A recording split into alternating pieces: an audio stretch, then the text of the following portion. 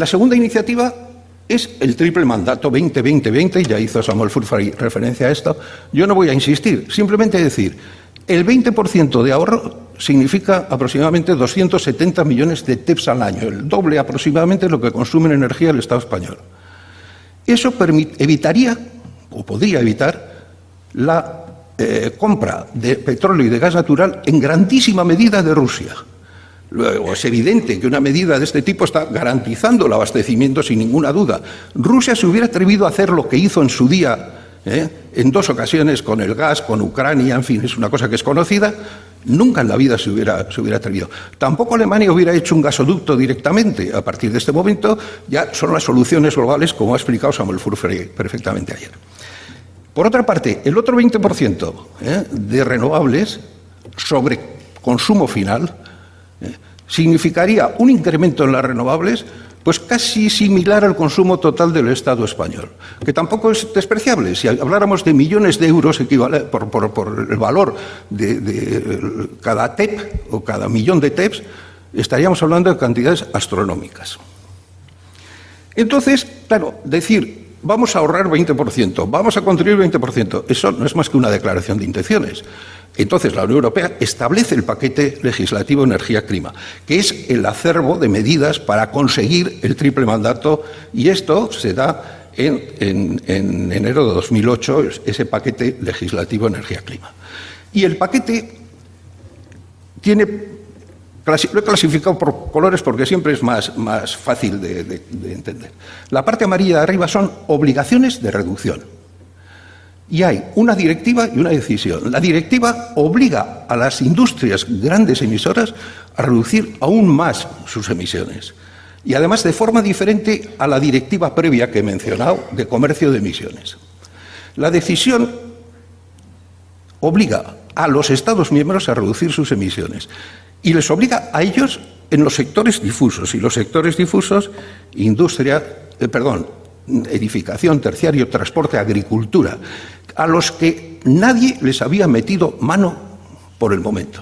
No había verdaderamente la obligación que hay en este momento. El segundo paquete en verde son la directiva de renovables para el 20% de renovables y la implementación, puesta al día de la implementación del Plan de Acción de Eficiencia Energética, que va más lejos. Como muy bien ha dicho antes Samuel Furfari, pues el día 22 va a haber una nueva directiva que va a ir aún más lejos. El papel de la eficiencia es esencial en todo esto. Luego lo que aparece ya con otro color, nuevas ayudas estatales, nuevas reglas. Las ayudas estatales en principio están prohibidas. Es decir, no se puede primar a una empresa frente a otras, o un Estado miembro no puede primar a sus empresas frente a otro Estado miembro. Entonces, si hasta este paquete estaba solo permitido ayudas hasta este nivel, el paquete lo que dice es aumenta considerablemente, y están ahí las directrices para las ayudas estatales, una publicación de la Comisión donde se indica claramente esto, de forma que el objetivo final no es promover las renovables ni promover la eficiencia, sino proteger el medio ambiente. Se considera que todo esto actúa en la dirección de proteger el medio ambiente.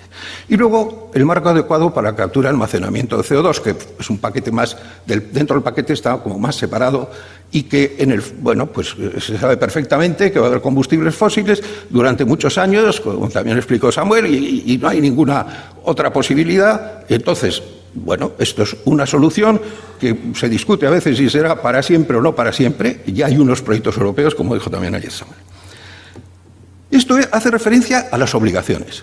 Las industrias grandes emisoras que estaban agrupadas en la EU ETS, que quiere decir, UECE, Unión Europea, Esquema de Comercio de Emisiones, los otros son siglas en inglés, les obliga a reducir 21% más todavía, después de lo que habían reducido previamente desde el año 1990 hasta el año 2005. Además, esto se hace con visión comunitaria, incluye prácticamente toda la industria gran emisora. El sistema base es la subasta de emisiones, la subasta de CO2, vamos a decir, ¿no?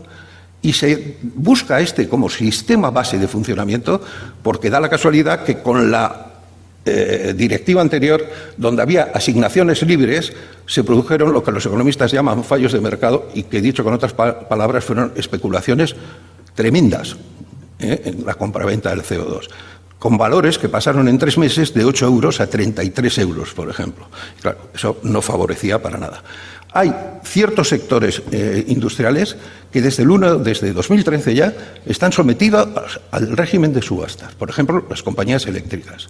No todas las industrias grandes emisoras están sometidas, porque algunas, lo que sucede con ellas es que por el tema de fugas de carbono, significa que si se les hace mucha presión se marchan a otro país y emiten mucho más de lo que hubieran emitido dentro de la Unión Europea, y al mismo tiempo la economía de la Unión Europea se resiente menos. Bueno, pues resulta que en el caso de esas industrias hay un periodo transitorio hasta 2027.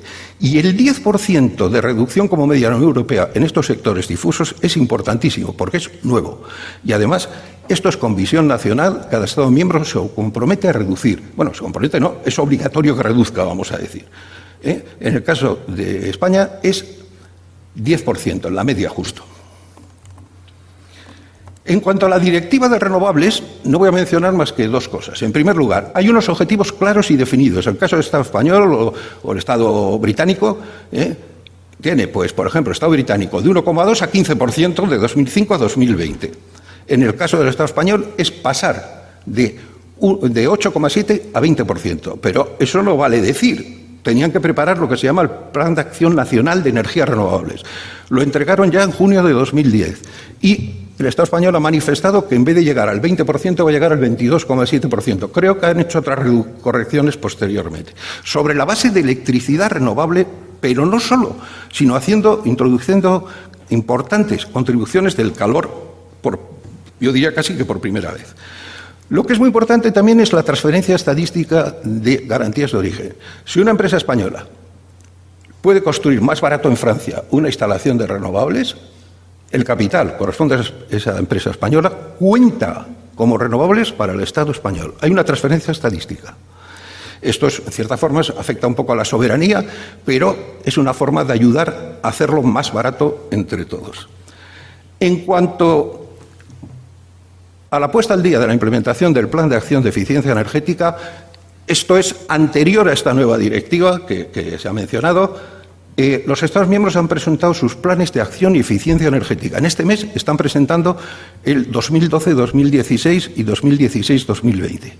Se sabe que estos planes tienen que indicar, aparte de lo que va a significar la reducción, la forma que lo van a conseguir, todos los mecanismos de sistemas de apoyo que van a establecer para conseguirlo. La Comisión, a través del modelo PRIMES, hizo el análisis de cuánto podría sobre la base de las directivas existentes y, efectivamente, no se alcanzaría el 20%. Entonces, es necesario actuar de otra forma. Y dentro de esa otra forma, es evidente que dentro del esquema clima, para la eficiencia, se desarrollan incentivos. En el caso de la edificación, los fondos estructurales se pueden aplicar para reducción del IBI, del IVA, etcétera, etcétera. Luego, ya para concluir, un poco las conclusiones. Bueno, ¿y esto qué coste tiene? ¿Qué beneficios produce? En primer lugar, la Directiva de Comercio de Emisiones. Visión comunitaria, sectorial y no nacional. Importante, porque con visión nacional las cosas no funcionaban todo lo bien que podían tener, no por culpa de los Estados miembros, sino por el propio mecanismo, que no era la subasta. Mecanismo de base actualmente, la subasta. Casi todos los grandes emisores industriales, por no decir todos, están contemplados. Antes no, antes el aluminio, los fertilizantes no estaban contemplados. Y los emisores, pequeños emisores, tienen lo que se llama el opt-out, la posibilidad de decir, yo no estoy obligado a reducir, pero reduzco si, por ejemplo, tengo una contrapartida como reducción de impuestos, es decir, si se me incentiva. En cuanto a la decisión, para los sectores difusos es muy importante, como ya he dicho antes. Al mismo tiempo, otros costes y beneficios del paquete. En primer lugar, bajo el punto de vista político, por primera vez la Unión Europea habla con una sola voz en los foros internacionales sobre clima. Esto ha sucedido en Cancún. Ya no son 27 países, sino que es como si fuera un solo país de 500 millones de personas que habla con una sola voz. En términos de seguridad de abastecimiento, está calculado que todo este paquete energía-clima podría ahorrar a la balanza de pagos y en importaciones unos 80.000 millones de euros al año sobre la base de 70 euros barril. En cuanto al cumplimiento, pues se trata de evitar esas pérdidas destructivas de hasta el 15%, según el presidente de la Comisión, o en el informe Stern, por ese 1% que es constructivo, porque de ahí va a salir nueva tecnología, nuevas aproximaciones al problema. En cuanto al sector energético, va a haber una innovación a gran escala en el sector. Eso ya ha comenzado y eso es visible, se nota ya que está cambiando las cosas y cambiará más. Donde aquellos que reaccionen en primer lugar van a tener posición de ventaja para el futuro. Mejorar la eficiencia y las renovables, evidentemente. Y simplemente como un dato, si el paquete va adelante, que en principio es una obligación directa como en las renovables y en las reducciones de emisiones, indirecta en el tema del ahorro, el sistema de sensores que existe en la Unión Europea para la contaminación del aire, no el cambio climático, cuesta pues muchas decenas de miles de millones de euros al año. El paquete podría reducir ese coste en 11.000 millones de euros al año al reducir las otras contaminaciones asociadas a la utilización de la energía. Es decir, que hay detrás de todo esto, está esa interacción entre todos esos pilares a los que he hecho referencia, y eso es lo que busca en su política energía-clima la Unión Europea. Y esto es todo por mi parte. Muchas gracias.